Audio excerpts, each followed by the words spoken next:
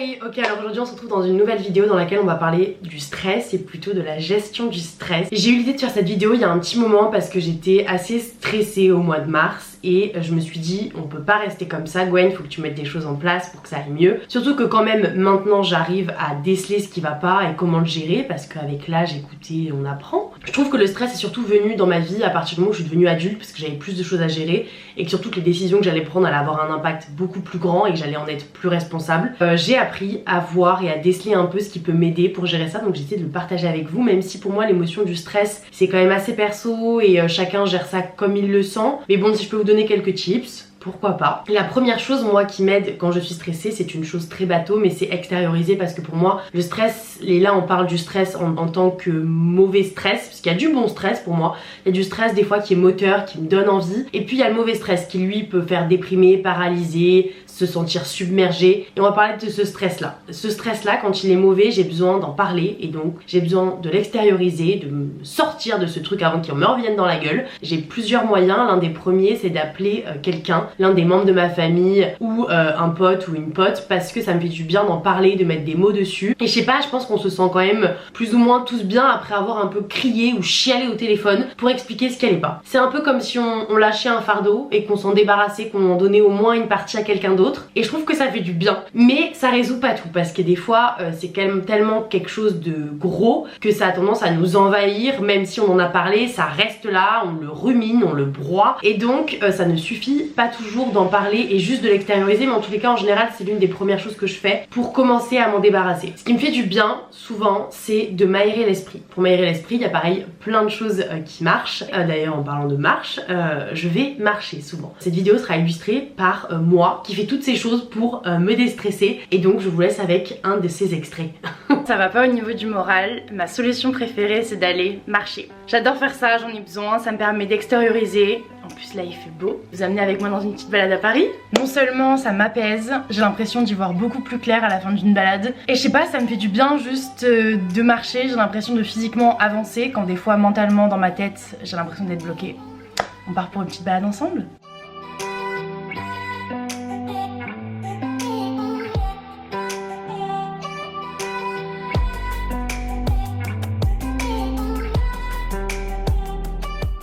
Quand marcher ne suffit pas, on passe à la deuxième méthode qui est se défouler. Pour me défouler, ce que je fais, c'est que je vais à la salle de sport, où maintenant depuis peu je vais courir. Ça me fait beaucoup de bien parce que des fois j'ai juste besoin de taper dans un truc, de pousser de la charge, et ça me fait du bien de juste vraiment vider mon énergie, parce que des fois j'en ai besoin pour me décharger de ce stress, de vraiment juste vider mon énergie. Toute cette énergie là qui m'oppresse, et ben je la libère en faisant du sport. Aujourd'hui, on est dimanche et je vais faire du sport. Est-ce que j'ai envie d'y aller? Non, absolument pas. Pourquoi j'y vais? Parce que ça va pas. Là il faut être honnête, hein. Ça ne va pas. J'ai envie de crever depuis 2 jours. Non, plus sérieusement, je sais pas, je me suis sentie pas hyper bien depuis 2 jours. J'ai testé plein de choses pour me sentir mieux et rien ne marche. Donc le dernier recours dans ces moments là, quand j'ai essayé de me reposer, de faire des choses que j'aime, de prendre du temps pour moi, de voir des potes et tout, la meilleure chose à faire c'est d'aller faire du sport. Là j'ai aucune envie d'y aller, mais aucune. Genre vraiment j'ai envie de rester dans mon lit, de me laisser mourir. Sauf que ça ne passera pas, je le sais par expérience. Je vais juste continuer à creuser ma tombe, puisque c'est déjà ce que j'ai fait tout hier soir. Et donc là ce qu'il faut c'est aller faire du sport, parce que je sais que après ça va aller vachement mieux. Genre en termes d'expérience je l'ai déjà fait, et je sais que là même si j'ai aucune envie d'y aller, le plus dur c'est sortir de chez soi et t'habiller. Je suis déjà habillée, je suis déjà prête à se porter. Ce qu'il me faut là c'est juste aller me rendre à la salle de sport. J'ai la chance d'en avoir choisi une à côté de chez moi. Il y a mon voisin qui passe. Ah putain, elle rentre du sport, elle déterre. Et donc là c'est ce que je vais faire. On y va et ça va être cool.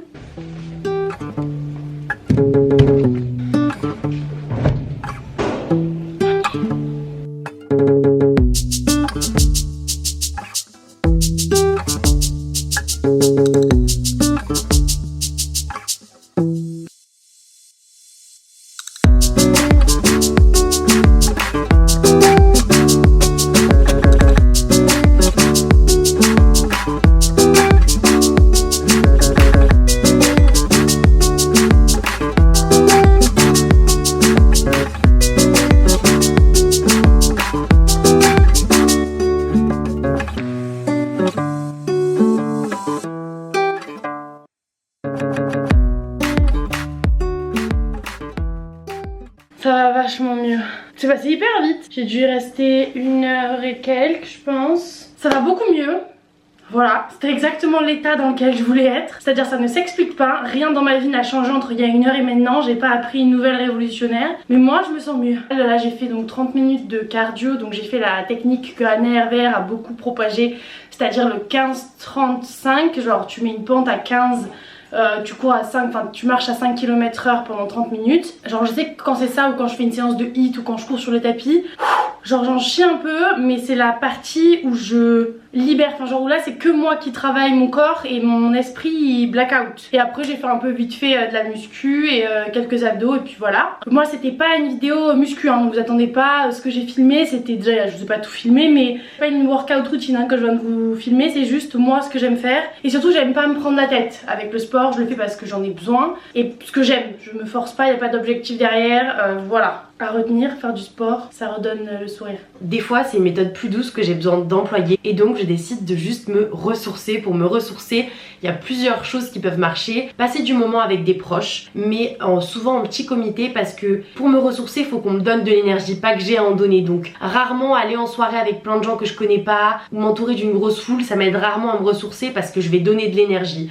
Là ce qu'il faut pour me ressourcer c'est qu'on m'en donne et donc être avec des proches avec qui je vais discuter de tout, de rien, en mangeant un truc. Ce qui m'aide aussi beaucoup c'est par exemple lire, enfin en tous les cas faire une activité qui moi me fait du bien. Et je sais que je me suis tournée souvent vers la poésie ou les livres, c'est tout con mais pendant une demi-heure, 1 heure c'est juste je lis et donc qu'il n'y a pas de téléphone, qu'il n'y a pas d'ordi, ça me fait vraiment du bien. Si jamais me ressourcer, donc me ressourcer ça peut passer par passer un moment avec mes proches, passer un moment seul, aller faire du shopping toute seule, juste faire une skincare routine, faire du ménage, enfin c'est tout con mais passer des fois des moments juste avec moi-même ça me permet de moi me recharger mes batteries. Si jamais ça ne marche pas, ce qui marche aussi bien dans une autre catégorie, c'est déconnecter. C'est-à-dire vraiment lâcher les téléphones, lâcher les ordis, parce que je sais pas souvent quand je suis stressée, regarder un film ça me permet pas de déstresser en fait. Et des fois le stress vient aussi du fait qu'on est en permanence stimulé par nos téléphones, des gens qui nous parlent, avoir 1000 conversations à la fois dans la journée, que ce soit en virtuel ou en réel, et avoir 1000 notifications, 1000 trucs à gérer. Des fois moi j'en peux plus de voir tout ça, de voir tous ces gens à qui je dois répondre, à qui je dois donner des infos, j'en ai marre. Et donc juste je pose mon tel loin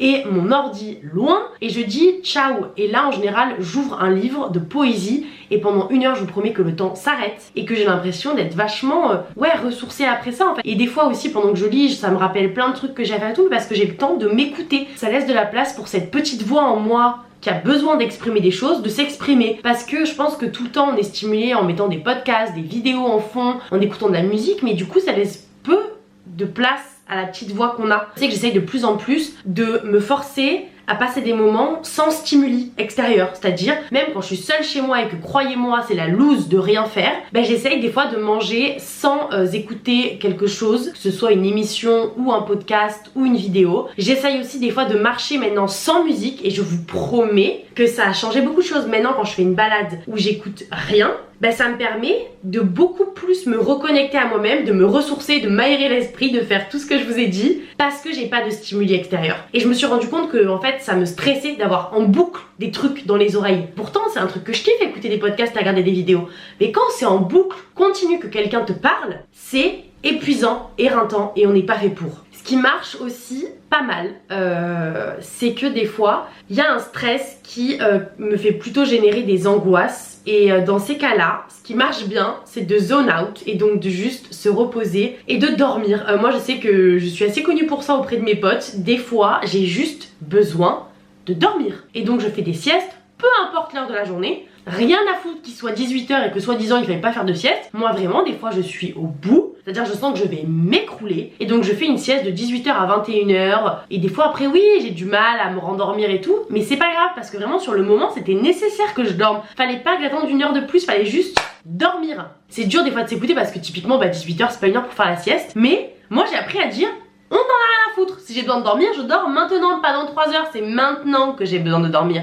Maintenant, donc maintenant je dors. Il y a déjà des fois où je me suis endormie à 18 h et je me suis levée à 8 h du matin quoi. Donc vraiment j'avais besoin de dormir en fait. J'avais besoin de rattraper ces heures de sommeil. En plus de tout ce que je viens de vous dire, ce qui est important aussi je pense pour moins stresser, c'est évidemment se mettre moins la pression, mais aussi apprendre à dire non. Moi j'ai vu, cette année surtout, qu'une grande partie de mon stress venait de mon organisation qui est pourtant, croyez-moi, une organisation de ministres, qui est vraiment minutieusement planifiée. Je me suis rendu compte que je me retrouvais à être hyper stressée juste parce que je ne m'étais pas laissé le temps de faire tout ce que je viens de vous énumérer. Et en fait, il faut pas toujours attendre d'être hyper stressé pour faire ces choses-là. Il faut juste les faire au quotidien. Faut pas que j'attende de crouler sous un stress monstre pour me laisser aller faire du sport ou juste marcher ou juste prendre du temps pour moi, me reposer ou dormir. Des fois on a tendance, je pense que je suis pas la seule, à s'infliger un rythme de vie assez infernal où on n'a pas le temps en fait de faire toutes ces choses. Et je trouve ça important de les rappeler parce que c'est des choses qui sont très basiques, très bateaux, mais qui sont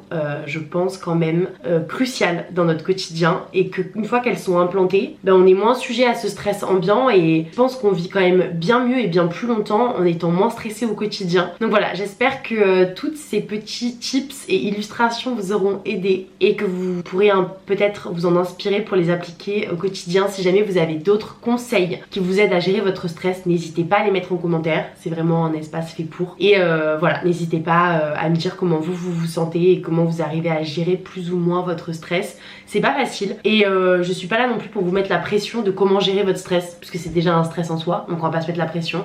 Chacun le gère comme il le veut, comme il le souhaite et comme il le peut. Mais voilà, c'était juste pour essayer de vous donner un peu des idées, parce que c'est pas toujours facile quand on est un jeune adulte et qu'on essaye de tout faire bien. Si jamais t'as aimé la vidéo, n'hésite pas à la liker, n'hésite pas non plus à t'abonner à la chaîne si jamais t'as envie de voir d'autres contenus. Moi ça me fait toujours hyper plaisir quand vous vous abonnez, donc n'hésitez pas. Et nous on se dit à bientôt avec une nouvelle vidéo. Bye!